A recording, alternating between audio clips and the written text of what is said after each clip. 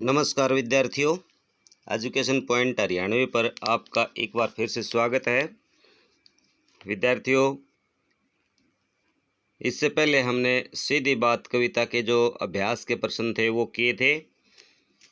आज का हमारा जो विषय है वो है कैमरे में बंद अपाहिज। इस कविता के जो कवि हैं वो हैं रघुवीर सहाय जी।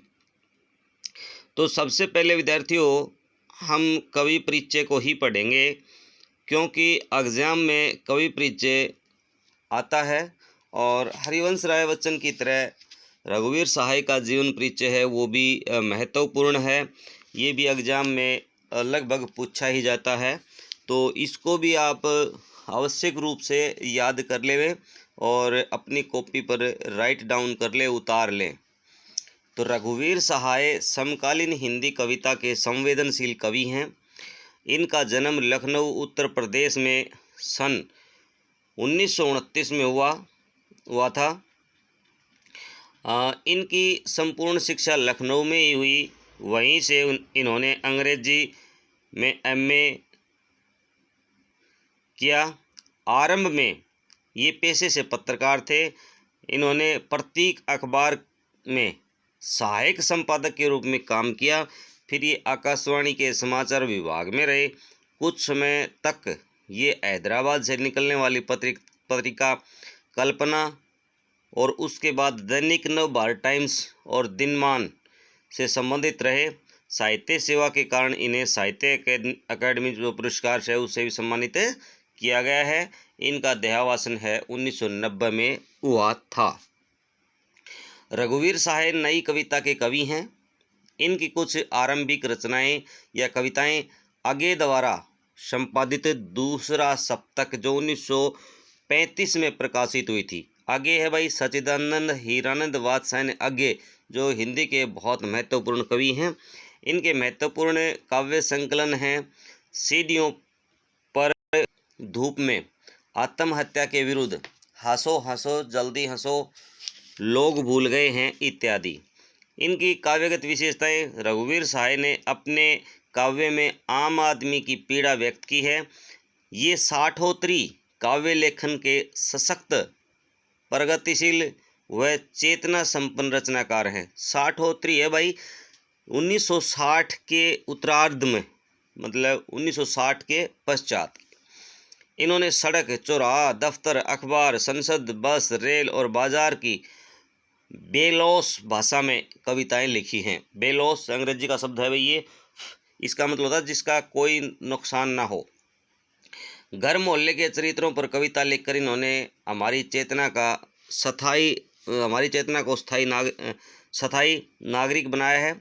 हत्या, लूटपाट, राजनीति, भ्रष्टाचार और छल इनकी कविता में उतार करके खोजी पत्रकारिता की सनसनीखेज रफ्टे ही नहीं रह जाते, आत्म अन्वेषण के माध्यम बन जाते हैं। इन्होंने कविता को एक कहानीपन और नाटकीय वैभव दिया है। रघुवीर सहाय ने बतौर पत्रकार और कवि घटनाओं में निहित विडंबना और त्रासदी को देखा है।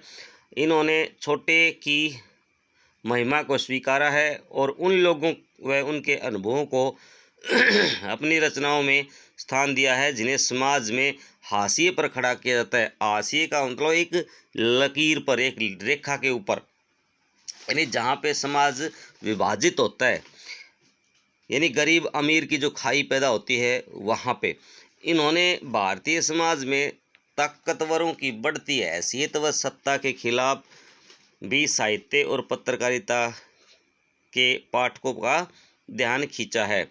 भाषा शैली, रघुवीर सहाय ने अधिकतर बातचीत की शैली में लिखा है। ये अनावश्यक शब्दों के प्रयोग से बचते रहे हैं।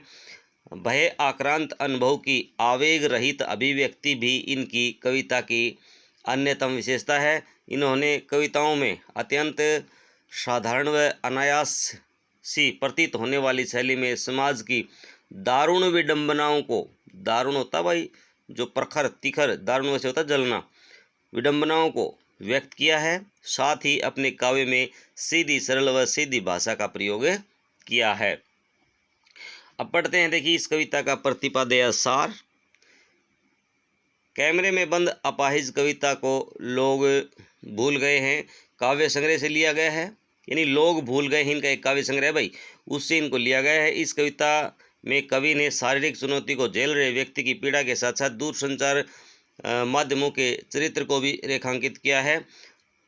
किसी की पीड़ा को दर्शक वर्ग तक पहुंचाने वाले व्यक्ति को उस पीड़ा के प्रति स्वयं संवेदनशील होने और दूसरों को संवेदनशील बनाने का दावेदार होना चाहिए। आज विडंबना यह है कि जब पीड़ा को पर्दे पर उभारने का प्रयास किया जाता है तो कारोबारी दबाव के तहत प्रस्तुतकर्ता का रवैया संवेदनहीन हो जाता है। ये कविता टेलीविज़न स्टूडियो के भीतर की दुनिया को समाज के सामने प्रकट करती है, साथ ही उन सभी व्यक्तियों की तरफ इशारा करती है जो दुख, दर्द, यातना, वेदना आदि को बेचना चाहते हैं।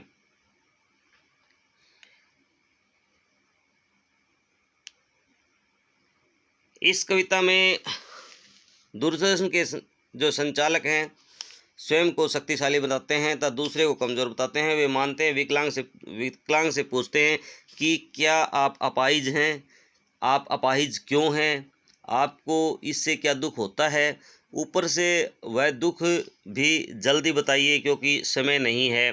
तो प्रश्नकर्ता इन सभी प्रश्नों के उत्तर अपने हिसाब से देना चाहता है। इतने प्रश्नों के से विकलांग घबरा जाता है और प्रश्नकर्ता अपने कार्यक्रम को रोचक बनाने के लिए उसे रुलाने की कोशिश करता है ताकि दर्शकों में करुणा का भाव जाग सके। इसी से उसका उद्देश्य पूरा होगा। वह उसे सामाजिक उद्देश्य कहता है, परंतु पर्दे पर वक्त की कीमत है। वाक्य से उसके व्यापार की जो है ना प्रोल नहीं भाई, ये पोल खुल जाती। तो विद्यार्थियों देखिए, अभी ये हमने पढ़ा इस कविता का सार और अब करेंगे इस कविता का हम अनुवाद। तो वीडियो को शुरू से लेकर अंत तक देखें और बिना स्किप करे देखें, तभी आपको कविता समझ में आएगी अच्छी तरह से। यदि आप मेरे चैनल पर नए हैं तो एजुकेशन पॉइंट हरियाणवी को आज ही अभी सब्सक्राइब कर लें, क्योंकि विद्यार्थियों हमारा जो कोरोना वायरस जो चला हुआ है इसके तहत विद्यालय अभी खुलने के आसार नहीं हैं।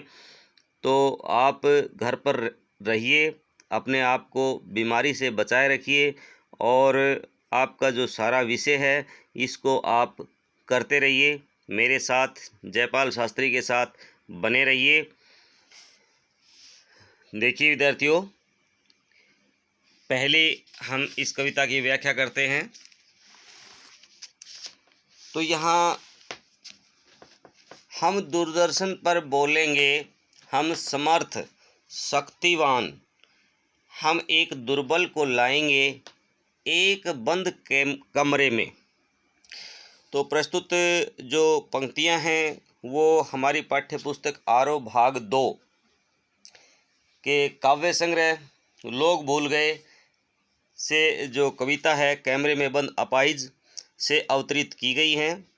और इस कविता में कवि ने उस समय का वर्णन किया है जब मीडिया के लोग हैं वो अपने प्रोग्राम को, अपने कार्यक्रम को रोचक बनाने का प्रयत्न करते हैं। वो अपाहिज से बेतुके सवाल पूछते हैं, ऐसे सवाल पूछते हैं जिसे अपाहिज खुद भी रो पड़े और दर्शक हैं उनकी आंखें भी भर आए। तो यहाँ कवि कहता है हम दूरदर्शन पर बोलेंगे। कार्यक्रम का संचालक अपाहिज से पूछता है कि आपकी जो है ना, आप अच्छी प्रकार से सोच समझ करके हमें बताइए कि आपको विकलांग होना कैसा लगता है। यानी हम एक ऐसे समर्थ व्यक्ति को कैमरे के सामने लाएंगे जो बोलने में समर्थ नहीं है। तो यहाँ एक व्यंग्य कवि ने किया है। उससे पूछेंगे तो क्या आप अपाहिज हैं, तो आप क्यों अपाहिज हैं। देखिए ये बेतुके सवाल हैं वो पूछे जाते हैं। ऐसे सवालों से जो तो कार्यक्रम का जो संचालक है वह उससे पूछता है कि आप तो क्या आप अपाहिज हैं, बताइए, और आप अपाहिज हैं तो क्यों हैं। जब इस तरह के प्रश्न किए जाते हैं तो अपाहिज व्यक्ति है वो और अधिक दुखी हो जाता है और वह कोई जवाब नहीं दे पाता है। और जब वह सही से प्रश्नों का उत्तर नहीं दे पाता तो ऐसे में ही संचालक पुनः फिर प्रश्न करता है, आपका अपाहिजपन तो दुख देता होगा या देता है। यानी संचालक कहता है कि आपका जो अपाहिजपन है ये आपको पीड़ा देता है और आप इस बात को लोगों के सामने खुल करके बताएं, इसलिए हम उससे इतने प्रश्न पूछेंगे कि वह रोने लग जाएगा। यानी तो हाँ बताइए आपका दुख क्या है, जल्दी बताइए, वह दुख बताइए, नहीं बता पाएगा। यानी कि कार्यक्रम का संचालन करता अपाहिज से इस तरह के सवाल बार बार करता है, वह चाहकर भी उनका जवाब नहीं दे सकता है, क्योंकि संचालक इसीलिए ऐसे प्रश्नों को करता है कि उसे रोना आ जाए और उसे देख करके जो टीवी पर दूरदर्शन पर जो दर्शक हैं देखने वाले हैं वो उसे देखें और देखने के पश्चात उनकी आंखों में आंसू भर जाएं और वही संवेदना उनको मिल जाए और फिर उनका कार्यक्रम है वो रोचक बन जाए। इसलिए वो बेतुके सवाल पूछते हैं और ऐसे में अपाहिज किसी भी सवाल का जवाब नहीं दे पाता। देखिए अब हम करते हैं, इसमें कुछ छोटे छोटे प्रश्न हैं। हम दूरदर्शन पर बोलेंगे में आए हम शब्द से क्या तात्पर्य है। हम दूरदर्शन पर बोलेंगे कि हम शक्तिशाली हैं तथा अब हम किसी कमज़ोर का साक्षात्कार लेंगे, यहाँ हम समाज का ताकतवर मीडिया है। हम अपाहिज से क्या प्रश्न पूछेंगे। हम अपाहिज से क्या प्रश्न पूछेंगे। तो देखिए भाई ये पूरा है ना, इसका उत्तर है, ये मिसप्रिंट हुआ है, तो आपको मैं इसका आंसर बता देता हूँ कि यहाँ जो है ना हम शब्द ताकतवर मीडिया से है और वह अपाहिज से ऐसे सवाल पूछेंगे कि आप तो क्या आप अपाहिज हैं और आपको अपाहिजपन पर दुख तो होता होगा, आपका दुख क्या है।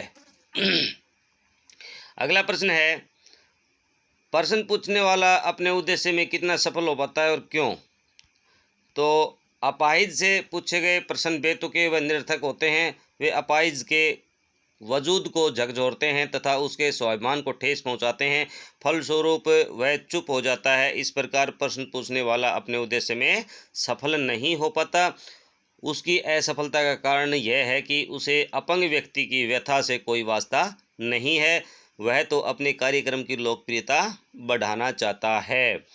अगला जो प्रश्न है, प्रश्नकर्ता कैमरे वाले को क्या निर्देश देता है और क्यों। तो भाई प्रश्नकर्ता है वो कैमरे वाले को अपंग की बड़ी तस्वीर करके दिखाने के लिए कहता है ताकि आम लोगों की सहानुभूति उस व्यक्ति के साथ हो जाए और उसका कार्यक्रम है वो लोकप्रिय हो जाए।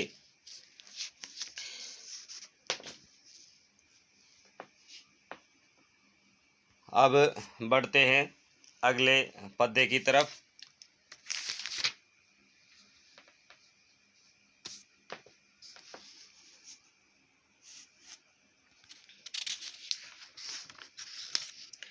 कहता है, सोचिए, बताइए आपको अपाहिज होकर कैसा लगता है।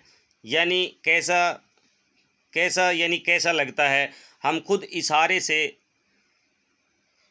बताएंगे, यानी इशारा करके बताएंगे। सोचिए, बताइए, अब थोड़ी कोशिश करिए, आप ये अवसर खो देंगे। आप जानते हैं कि कार्यक्रम रोचक बनाने के वास्ते हम पूछ पूछ कर उसको रुला देंगे, इंतज़ार करते हैं, आप भी उसके रो पड़ने का करते हैं, यह प्रश्न पूछा जाएगा। यानी सोचिए, बताइए, आपको अपाहिज होकर कैसा लगता है। तो यहाँ जो कवि है वो दूरदर्शन पर जो कार्यक्रम प्रस्तुत करने वाला व्यक्ति है उससे कहलवा रहा है कि वह अपाहिज से पूछता है कि आप अच्छी प्रकार से सोचकर हमें बताइए कि आपको विकलांग होना कैसा लगता है, अर्थात आपको विकलांग होने का दुख है। यदि है तो यह दुख कैसा है, आप सोचकर दर्शकों को बताइए कि आपको कितना दुख है और यह कितना बुरा लगता है। इस पर विकलांग व्यक्ति चुप हो जाता है, वह कुछ बोल नहीं पाता, वह मन ही मन बड़ा दुखी है। तब कार्यक्रम संचालक बेहुदे इशारे करता है और पूछता है, आपको का दुख कैसा है। फिर वह कहता है कि आप तनिक अच्छी तरह सोचिए, सोचने की कोशिश कीजिए तथा सोचकर हमें बताइए कि आपका दुख कैसा है। यदि आप ऐसा नहीं करेंगे तो यह मौका है ना आपके हाथ से निकल जाएगा। यानी वह समय की अवधि को भी बांध देते हैं कि आपको केवल इतने समय में ही उत्तरों को जवाब को देना है। जब थोड़ा समय है ना व्यतीत हो जाता है तो उसके पश्चात संचालक पुनः है ना फिर से कहता है कि हमें तो अपने कार्यक्रम को रोचक बनाना है।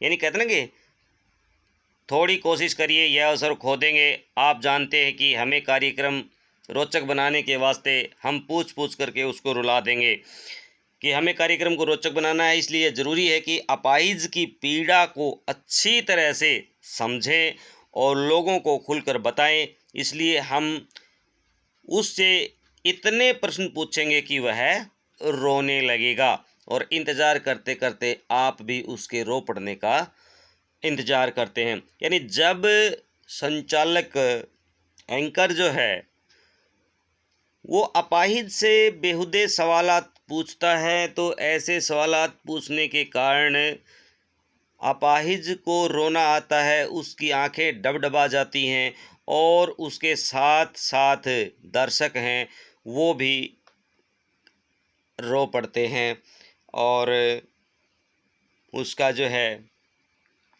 उद्देश्य वो पूरा हो जाता है। प्रश्न करते हैं इसके कवि ने दूरदर्शन के कार्यक्रम संचालकों की किस मानसिकता को उजागर किया है।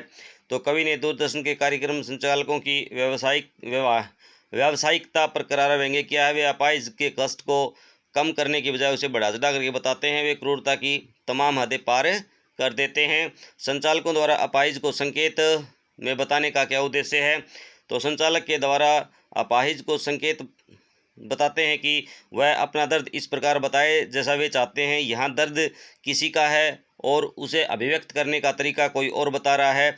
किसी भी तरह से उसे अपना कार्यक्रम रोचक बनाना है, यही उसका एकमात्र उद्देश्य है। दर्शकों की मानसिकता क्या है।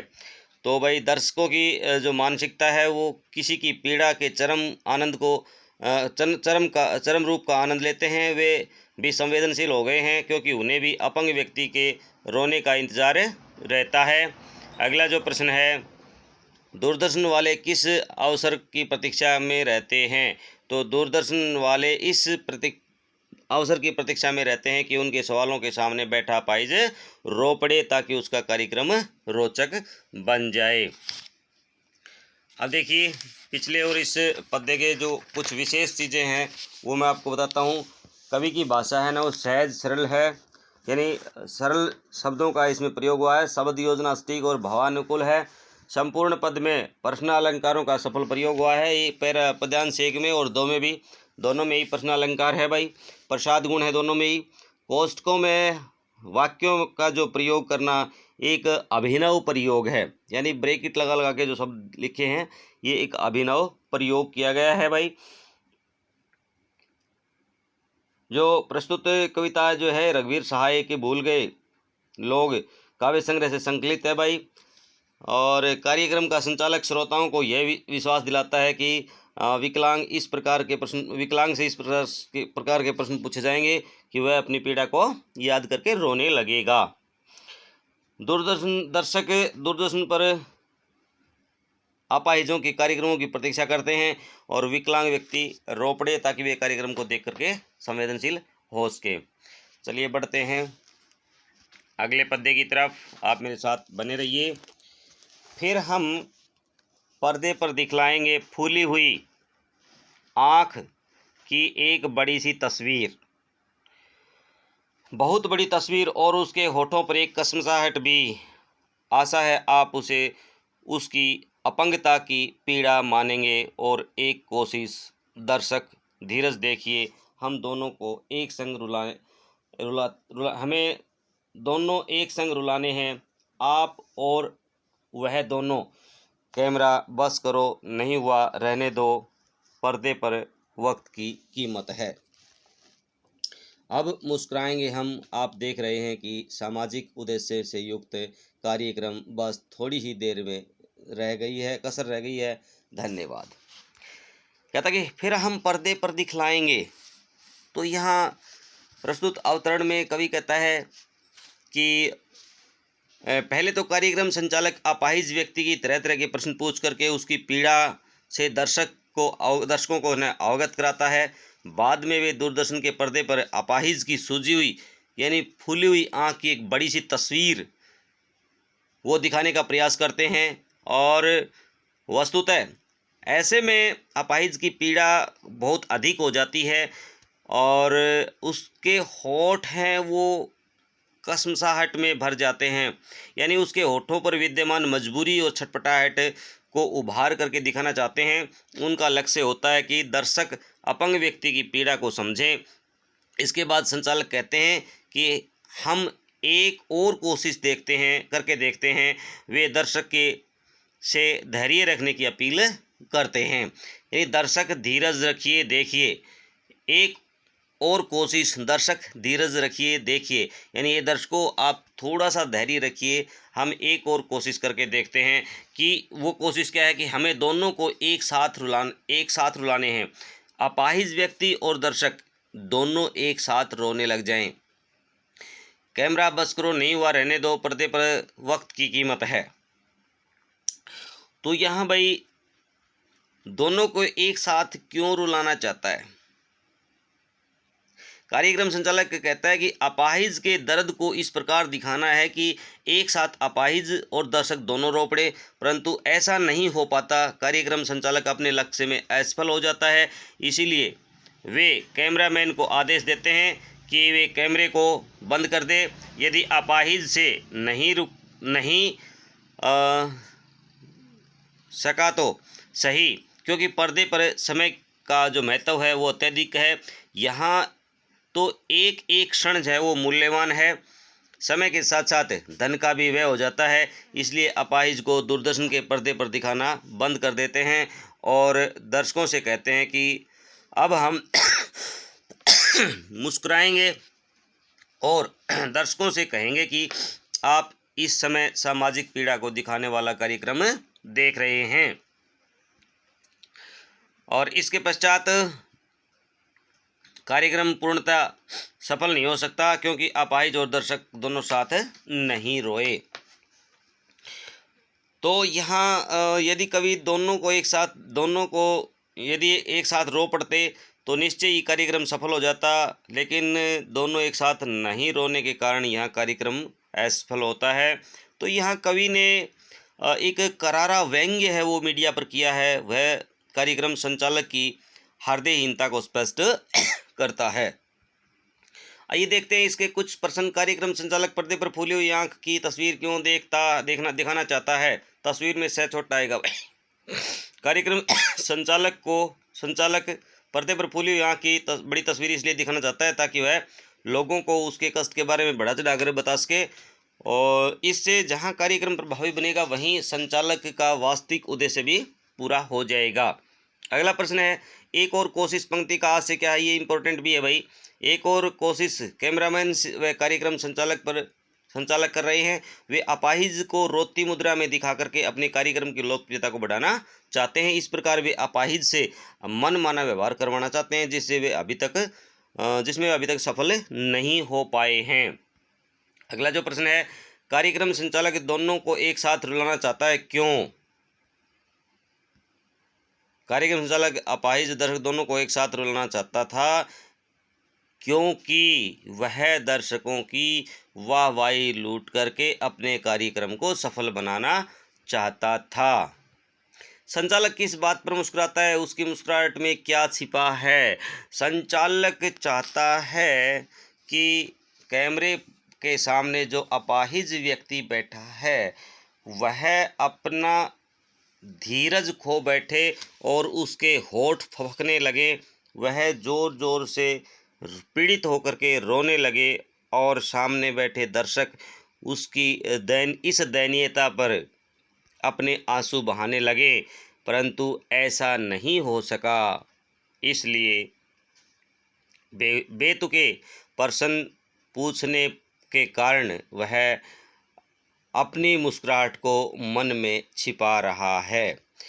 तो विद्यार्थियों, ये हमने कैमरे में बंद अपाहिज कविता का अनुवाद किया। इसके बाद अगले वीडियो में मैं आपको इस कविता के जो मुख्य मुख्य प्रश्न हैं वो भी दूंगा। तब तक आप बने रहिए मेरे साथ आपके अपने चैनल एजुकेशन पॉइंट हरियाणवी पर। यदि आप मेरे चैनल पर नए हैं तो चैनल को लाइक करना, शेयर करना, सब्सक्राइब करना ना भूलें, क्योंकि आपका एक सब्सक्राइबर जो है मुझे नई ऊर्जा प्रदान करता है और उस नई ऊर्जा से मैं आपको लगातार आपके विषय के वीडियो है वो देता रहूँगा। जय हिंद, जय भारत।